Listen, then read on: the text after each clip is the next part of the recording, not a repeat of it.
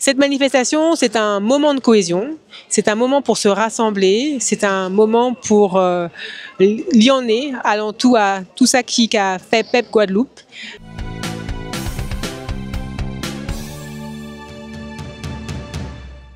Le conseil départemental organise la journée En nous semblé pour Fayonne pour mettre en valeur les différentes composantes de l'identité guadeloupéenne. L'idée derrière cette manifestation, c'est de montrer la richesse et la diversité qui fait la culture guadeloupéenne et de rappeler qu'il y a dans cette culture des apports qui viennent de différents peuples, qui viennent de différents groupes et que par-delà ces différentes composantes, il y a une unité que nous souhaitons aussi souligner. Donc nous sommes à la fois sur la diversité, la richesse et l'unité de la culture et du peuple guadeloupéen. Alors l'association Guadeloupe United regroupe des artisans et des créateurs qui travaillent les fibres végétales de Guadeloupe.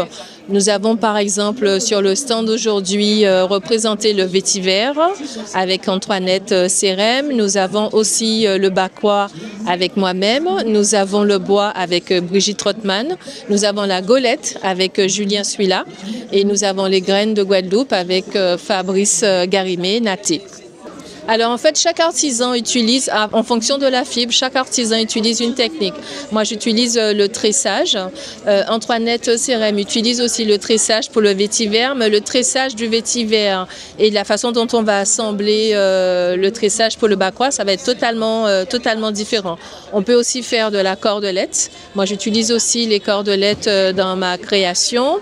Alors pour le bois, la technique, elle est différente. Brigitte, elle est tourneuse sur bois, donc elle fait ses bijoux autour, ou bien elle fait de tout petits objets simples avec le ponçage, juste de façon le bois est coupé de façon, on va dire, géométrique. Après, pour le travail de la golette, c'est totalement différent puisque le bois est utilisé en entier. Il est coupé, écorcé, et après, tout, pendant qu'il est encore vert, il est tressé. Voilà. Un des objectifs de l'association, c'est aussi d'animer des ateliers de démonstration de savoir-faire en fait pour pouvoir diffuser cette connaissance pour qu'elle soit vraiment connue de tout le monde, ne serait-ce que dans les écoles.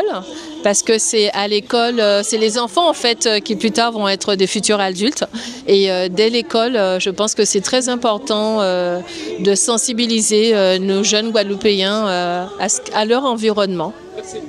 Oui, tout à fait, parce qu'en fait, c'est lors d'événements, on va dire, nationaux, départementaux, qu'effectivement, on peut montrer notre savoir-faire et diffuser, en fait, cette connaissance, valoriser nos créations. Alors, c'est la boutique El Mindi. La représentante, c'est Laure Meryl, ici présente.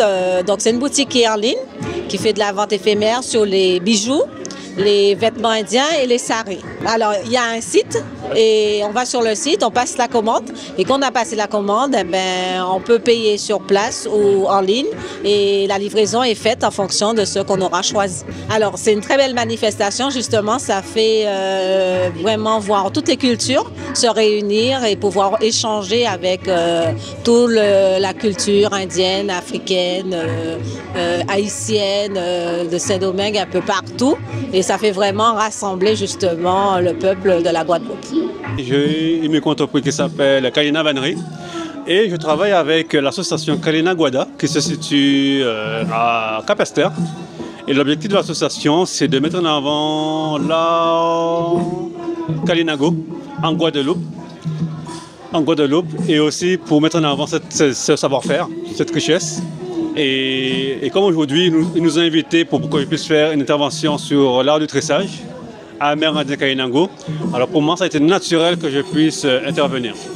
Donc par rapport à la question que tu me poses concernant qu'est-ce que je fais, aujourd'hui, durant l'atelier, ce serait de réaliser un tressage comme ceci, de découvrir, travailler la motricité fine, travailler ses mains pour réaliser des pièces, travailler son intelligence, travailler les sens.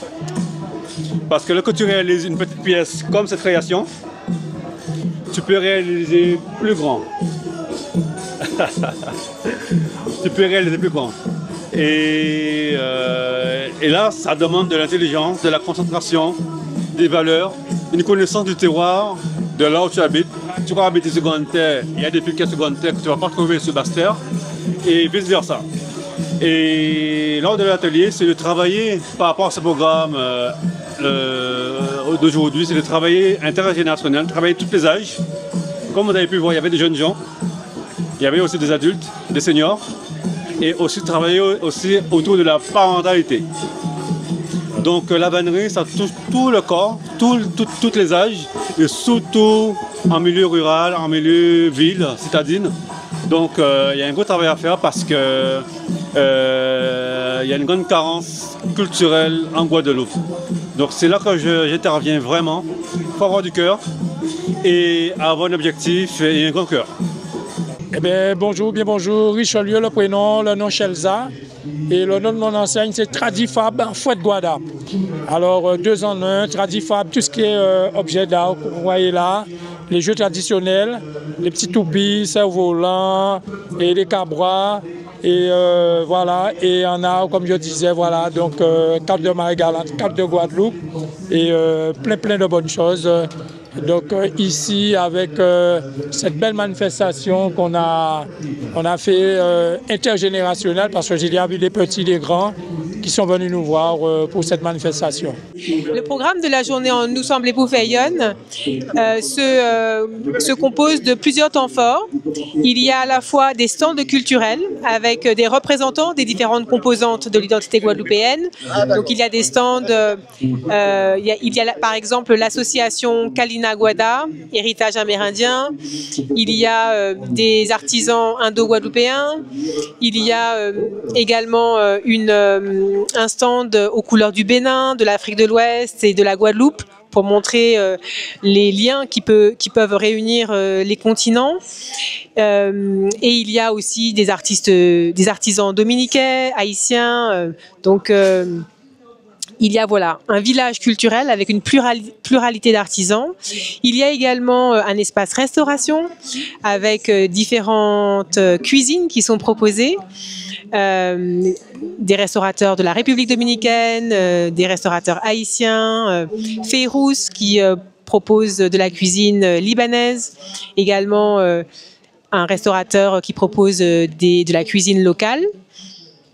Il y a cet après-midi, en début d'après-midi, une table ronde au pavillon de la ville qui va réunir différents intervenants, des chercheurs et des représentants de la société civile autour de la thématique Être Guadeloupéen en 2025, défis et perspectives. Et puis il y a enfin un plateau artistique avec de nombreux artistes qui vont commencer à se produire sur la scène dès 13h et ce jusqu'à 22h. Cette manifestation, c'est un moment de cohésion, c'est un moment pour se rassembler, c'est un moment pour lionner allant tout à tout ça qui a fait PEP Guadeloupe, allant tout langue et kilti créole, en nous semblait Poufeyonne.